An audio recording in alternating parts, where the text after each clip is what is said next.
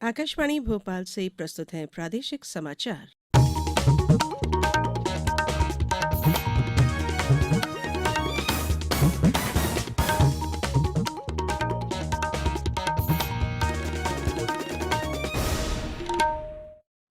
नमस्कार, समाचारों के साथ मैं धारणा सचदेव।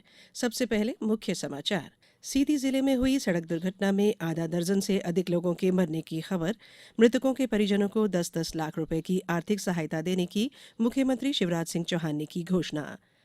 केंद्रीय मंत्री अमित शाह ने सतना कौल महाकुंभ में कहा, केंद्र सरकार देश में शहीदों के स्मारक बनाने का कर रही काम। भारत दर्शन पर आए कश्मीरी युवाओं ने राज्यपाल मंगूभाई पटेल से की मुलाकात। और मध्य प्रदेश के एमएसएमई विभाग को मिला एक्सेलेंस अवार्ड 2022। अब समाचार विस्तार से। सीधी जिले में कल रात हुई एक सड़क दुर्घटना में आधा दर्जन से अधिक लोगों के मरने और करीब 50 लोगों के घायल होने की खबर है। घायलों को रीवा के संजय गांधी मेडिकल कॉलेज अस्पताल में भर्ती कराया गया है। मुख्यमंत्री शिवराज सिंह चौहान पहले घटनास्थल पहुंचे और फिर रीवा मेडिकल कॉलेज जाकर उन्होंने भर्ती घायलों का हाल जाना। मुख्यमंत्री ने मृतकों के परिजनों को 10-10 लाख, गंभीर रूप से घायलों के लिए 2-2 लाख और साधारण घायलों के इलाज के लिए 1-1 लाख रुपए की आर्थिक सहायता उपलब्ध कराने की घोषणा की है। वहीं केंद्रीय मंत्री अमित शाह ने सड़क दुर्घटना पर दुख जताया है। जानकारी के अनुसार सड़क हादसा कल रात करीब 9 बजे सीधी जिले के मोहनिया टनल के पास बरखेड़ा गांव के नजदीक हुआ।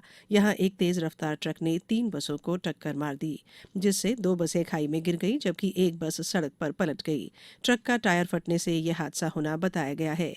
मुख्यमंत्री शिवराज सिंह चौहान ने इस सड़क हादसे पर गहरा दुख जताया है। उन्होंने कहा कि सड़क हादसा अत्यंत दुखद है।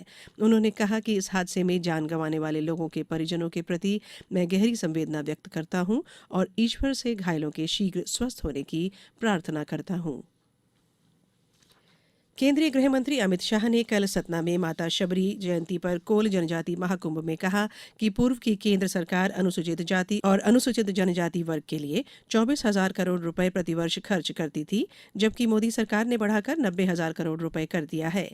एकलव्य विद्यालय बढ़ाकर 690 कर दिए गए और अनुसूचित जाति और जनजाति वर्ग के छात्र छात्राओं के लिए 1,000 करोड़ से रुपए से बढ़ाकर 2,833 करोड़ रुपए कर दिया गया। श्री शाह ने इस अवसर पर 507 करोड़ रुपए लागत के 70 विकास कार्यों का शिलान्यास और 26 करोड़ रुपए लागत के 18 कार्यों का लोकार्पण किया। श्री शाह ने वर्ष 1832 के कोल विद्रोह का उल्लेख करते हुए कहा कि मोदी सरकार देश में शहीदों के स्मारक बनाने का काम कर रही है। पिछले 5 सालों में 80 जनजातीय स्मारक बनाने के लिए 200 करोड़ रुपए खर्च किए गए। इस अवसर पर मुख्यमंत्री शिवराज सिंह चौहान ने कहा कि रीवा जिले की त्योंथर तहसील में कोल शासकों की कोल गढ़ी का 3.5 करोड़ रुपए की लागत से जीर्णोद्धार किया जाएगा। साथ ही मैया शबरी की प्रतिमा स्थापित की जाएगी और अंतिम कोल राजा का तैल चित्र बनवाया जाएगा। कोल समाज की बहनों को भी पोषण आहार के लिए प्रतिमाह 1,000 रुपए का आहार अनुदान दिया जाएगा। उन्होंने कहा, कोल समाज के छात्र छात्राओं को प्रतिभागी परीक्षाओं की तैयारी के लिए प्रशिक्षण और कोचिंग की व्यवस्था की जाएगी। रीवा जिला मुख्यालय पर पोस्ट ग्रेजुएट जनजातीय छात्रावास और सतना में कोल जनजातीय कन्या छात्रावास बनाया जाएगा।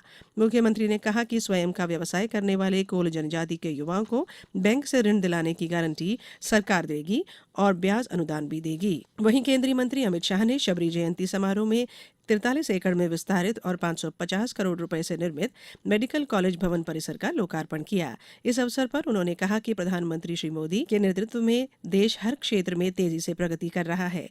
गत वर्ष के बजट में स्वास्थ्य के लिए 94,000 करोड़ रुपए का प्रावधान था, जिसमें इस वर्ष 30,000 करोड़ रुपए की वृद्धि की गई है।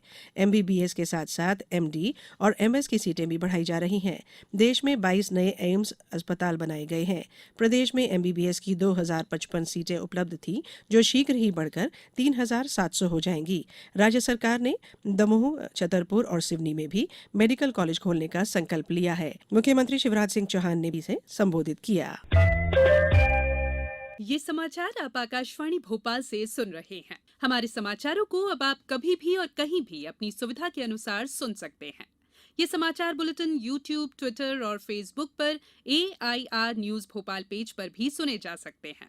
इसके अलावा आप हमारी वेबसाइट newsonair.nic.in पर अथवा AIR न्यूज ऐप पर भी समाचार सुन सकते हैं। ब्रेक के बाद बुलेटिन में एक बार फिर आप सभी का स्वागत है। राज्यपाल मंगूभाई पटेल ने कल राजभवन में सीमा सशस्त्र बल की 14वीं वाहिनी के वतन को जानो पहल में भारत दर्शन पर आए कश्मीरी युवाओं के साथ चर्चा की। राज्यपाल ने कहा कि भारत दर्शन देश को जानने और दोस्त बनाने का मौका है। भारत दर्शन हमारे देश की अनेकता में एकता के वैभवशाली स्वरूप, सामुदायिक जीवन और पारस्परिक भाईचारे की गौरवशाली परंपराओं से परिचित होने का सुनहरा अवसर है। श्री पटेल ने कहा है कि भ्रमण से लौटने पर परिवार, समाज और क्षेत्र में देश की समृद्ध संस्कृति, रीति रिवाज और परंपराओं की विविधता में रची बसी एकता की विरासत के बारे में वे लोगों को बताएं। देश में हो रहे विकास और प्रगति की जानकारियां युवा और बच्चों के साथ साझा करें।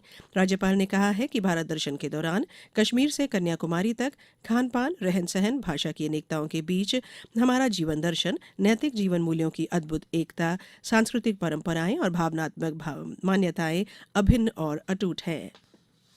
खजुराहो नृत्य समारोह के 5वें दिन कल आकाश मलिक और रुद्र प्रसाद राय की कथकली और समकालीन नृत्य की युगल प्रस्तुति दी गई। शाम की दूसरी प्रस्तुति प्रख्यात ओडिसी नृत्यांगना शाश्वती गराई घोष के ओडिसी नृत्य की थी।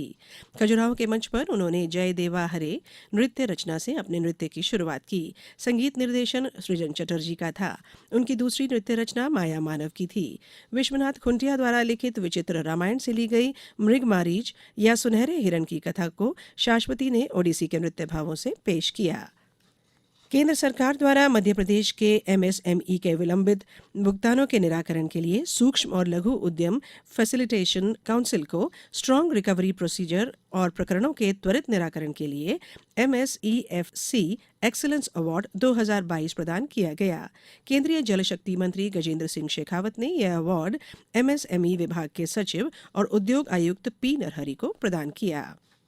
प्रदेश में दिव्यांगों की जिला, संभाग और राज्य स्तरीय आर्म रेसलिंग प्रतियोगिताएं की जाएंगी। राज्य स्तर पर विजेता खिलाड़ी राष्ट्रीय प्रतियोगिता में प्रदेश का प्रतिनिधित्व करेंगे। यह निर्णय प्रमुख सचिव सामाजिक न्याय और दिव्यांग जन सशक्तिकरण प्रतीक हजेला की अध्यक्षता में हुई बैठक में लिया गया।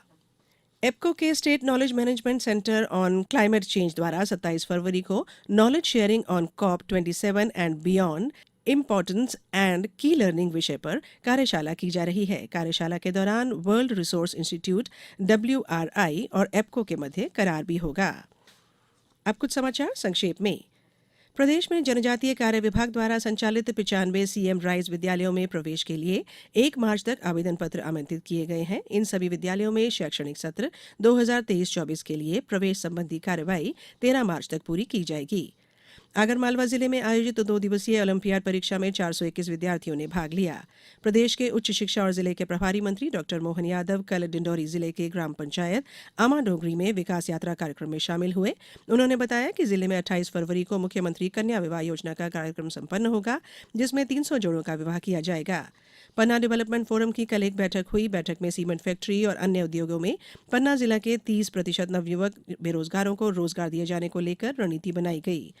पन्ना जिले के हीरा अधिकारी कार्यालय द्वारा हीरों की नीलामी की जा रही है। यहाँ व्यापारियों द्वारा बोली लगाकर हीरे खरीदे जा रहे हैं। धार में कल कलेक्टर सभाकक्ष में शिक्षा विभाग की समीक्षा बैठक हुई। यहाँ जिला पंचायत के मुख्य कार्यपालन अधिकारी KL मीणा ने जिले में स्मार्ट क्लासों में हाई स्पीड इंटरनेट की सुविधा उपलब्ध कराने के निर्देश दिए। और बुंदेलखंड क्षेत्र अटल भूजल योजना पखवाड़ा मनाया जा रहा है। इसके अंतर्गत निवाड़ी जिले में ग्राम पंचायत स्तर तक जन जागरूकता कार्यक्रम चलाए जा रहे हैं। इस बुलेटिन में फिलहाल इतना ही। दीजिए इजाजत। नमस्कार।